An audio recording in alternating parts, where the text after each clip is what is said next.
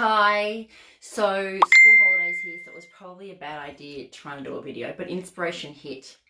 So I decided to make this video anyway, but anyway, 4 kids in the house today, they're all gone nuts, so probably gonna get interrupted. Currently running my inner unity calm program to help me balance out from today, but anyway, we're doing all right. And I really want to chat about estrogen dominance and progesterone deficiency because they're two very, very, very different things. And I'm seeing a lot of people cause a lot of problems within their body. And it can be really deadly. And I'm going to explain why. So estrogen dominance is a phenomenon that's very, very common now. It's everywhere, and it's not that your body is producing too much estrogen. In fact, it's relatively rare for someone's body to produce too much estrogen. It is possible. There's, tumors on the pituitary gland and stuff like that, don't get me wrong, but it's very rare. Estrogen dominance occurs when we accumulate a whole lot of estrogen from our environment, like being on synthetic hormones, like eating inorganic meats that are full of hormones and antibiotics, like our beauty care regimes and all our skin products that are full of xenoestrogens and endocrine disruptors, plastics in the environment. Our water supplies are very, very high in estrogen because so many women are on HRT or birth control of some sort. They're urinating it out. It's ending up in our water supplies. It's a big, big issue. Now, estrogen dominance will present with symptoms such as hormonal migraines, acne breakouts, painful periods, heavy periods, sore breasts, emotional moods, ups and downs, highs and lows. It's a very, very common thing. It'll irregulate your cycle. Irregulate, that's not a word, but let's go with it. It'll make your cycle irregular. And it can cause massive problems. Now, the other flip side of the coin is progesterone deficiency. Now, we have a lot of people sort of going, oh, I've got a progesterone problem. We have a lot of doctors and GPs prescribing things like the Mirena, which is a progesterone dominant intrauterine device. Yes, it works as contraception, but a lot of people, especially women going into menopause who are having really heavy flooding, bleeding and fibroids and stuff like that going into their change of life, it's given to a lot of women with endometriosis. Now, both those conditions, heavy bleeding, fibroids, infertility, polycystic ovarian syndrome, are conditions driven by excess estrogen dominance, because this excess estrogen is very, very potent. So if we look at a normal estrogen molecule that our ovaries produce naturally versus the stuff we're picking up from our environment, it's like 100 times more potent.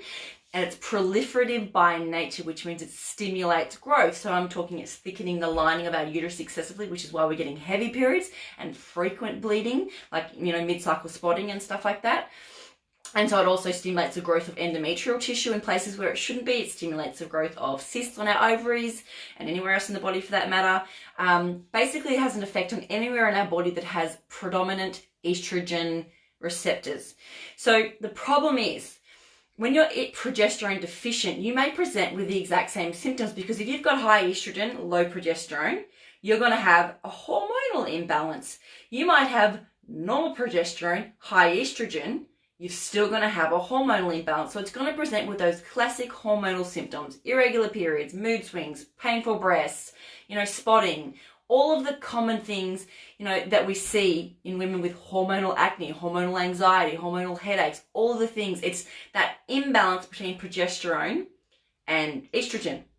So if you have this high amount of this toxic estrogen that's causing a lot of problems in your body from a toxic point of view, instead of clearing out that harmful, nasty estrogen, you just go and use a progesterone prominent Mirena or a progesterone prominent pill like Yaz, for example. There's a 2 off the top of my head, to bring that up and meet it. Yes, you don't have imbalanced hormones anymore, but you still have very, very toxic, proliferative, dangerously high levels of estrogen. And if that goes unchecked, eventually it's going to lead to things like breast cancers, cervical cancers, ovarian cancers, or if you don't already have them, the endometriosis, the fibroids, the polycystic ovarian syndrome, because those high estrogen conditions are driving those conditions essentially. So the worst thing you can do is go and even well-meaningly go and self-prescribe yourself a natural progesterone stimulant like wild yam cream. We see a lot of women, Googling their symptoms and then going and using it on their body. We see people going off and buying things like chaste tree, Vitex agnus castor, which is a really, really common herb. And don't get me wrong, I freaking love that herb. I will always prescribe that herb, but I will never, ever prescribe that herb straight up before getting rid of that high estrogen first, or at least without doing an estrogen clearance process at the same time. In cases when we have women that are really struggling with low progesterone, we've got to clear them out first. So you can do yourself a massive disservice. You can essentially put a blanket over the symptoms that you're getting by putting in these progesterone enhancing supplements, medications, whatever it is, but that estrogen is going to keep on driving up and up and up and up and up until your body is completely out of balance, completely diseased, and it's a massive, massive issue. Cancer's the end game, right? If we ignore our body our entire life, then guess what we get? Chronic illness, cancer being one of those major common ones. So it's about stepping back and having a holistic approach to our hormones. And this is why, if you want to treat your hormones, don't actually treat your hormones. You want to step back and address the causes as to why your hormones are out of balance in the first place. If we go and try and just manipulate our hormones at a surface level, we're completely missing the point as to why your hormones are intentionally out of whack in the first place. They're out of whack for a reason. Hormones are chemical messengers. Your body is intentionally putting your hormones out of whack because it wants you to look within. It wants you to understand that something's going wrong in your body and there is a disease happening. So if we try and balance our hormones, worst thing you can do, you're not supposed to balance your hormones. You're supposed to heal the body, which will then in turn naturally balance the hormones. So I'm so passionate about this because I see so many women trying really hard to help their body, but because we don't have this education surrounding this and this awareness as to why hormones go out of balance in the first place, then we're ending up with a bigger mess than we started with, and we're ending up with bigger problems down the thing. So I guess the thing I want to point out is you can have estrogen dominance and still be low in estrogen. So menopause is a classic example of that. We see so many women all of a sudden have flooding periods. Even though their estrogen's declined, they've still got flooding periods. It's because that estrogen dominance from the synthetic form of estrogens is still stimulating the growth of fibroids and the thickening of the uterus lining and stuff like that. So this is why I wrote my book, Balance Babes, Every Woman's Guide to Hormone Harmony. It has in it the 7 steps to balancing hormones naturally, and none of them involve going and taking herbs or nutrients to balance hormones. It all involves the background work we need to do to help your body clear out that excess estrogen. It's working on the liver, it's working on the bowel, it's working on the gut, it's colon cleansing, it's addressing the adrenals, it's all the other things that holistically lead to hormone harmony. I'm very on a rant, and I'm sorry, I feel like I'm yelling at you guys. It's because I've had a crazy day, but I'm passionate about this stuff. So please know that I share this information because I care, because I want you guys to be healthy, and I don't want to see the breast cancer rate continuing to soar every single year.